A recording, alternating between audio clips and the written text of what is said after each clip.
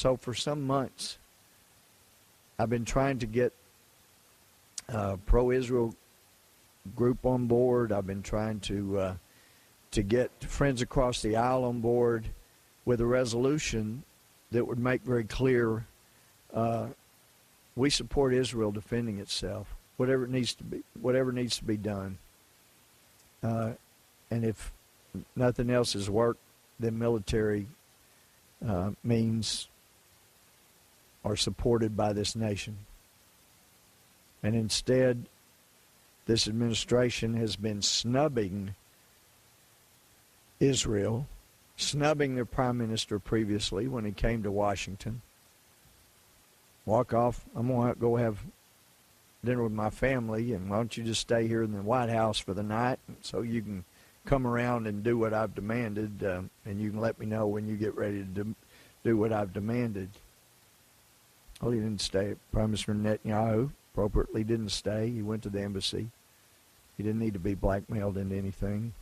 And I realize, we're all victims of the environment in which we grew up. And if you grew up in an environment, say, for example, Chicago, where you're used to snubbing folks, and you do that to friends, and it's no big deal, it's understandable that would be brought to the White House. But the trouble is,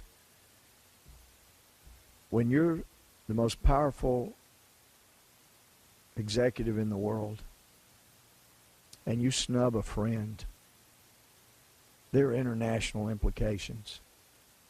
Things like that have been known to start wars and cost thousands and thousands of lives. Activity like that has consequences, and the world has been watching while we snubbed our ally who has more of the same rights in their nation that we have in this one than any nation in the Middle East. And we're snubbing them. And we're trying to force them to do what they did in giving away land to southern Lebanon, giving away the Gaza Strip, not defending itself, now demanding that they show all of their weaponry. That has consequences. It can start wars. And the reason that I've been working behind the scenes for so long, trying to get people on both sides of the aisle, and I've got plenty on this side of the aisle support, and I have a few Jewish friends on the other side of the aisle that are supportive, but it wasn't enough.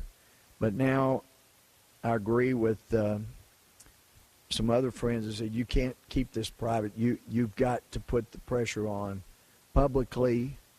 And hopefully, Mr. Speaker, people would contact their members of Congress and let them know that they need to get on board with a resolution that says Israel can defend itself. Sanctions were a lovely thing to talk about. And when you have years and years and years to work with, whether it's South Africa or somewhere, that's one thing. But when you've got centrifuges spinning, and the IAEA already tells us that Iran has probably enough enriched uranium for 2 nuclear weapons, and the centrifuges are still spinning, and we're still trying to talk to other nations in the world about getting on board with our sanctions, and Israel is more at risk every day.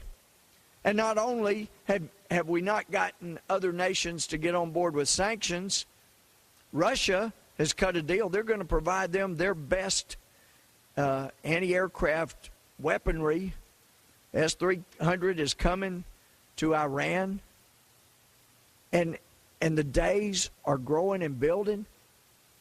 And we're putting all the wrong pressure on our dear ally. And some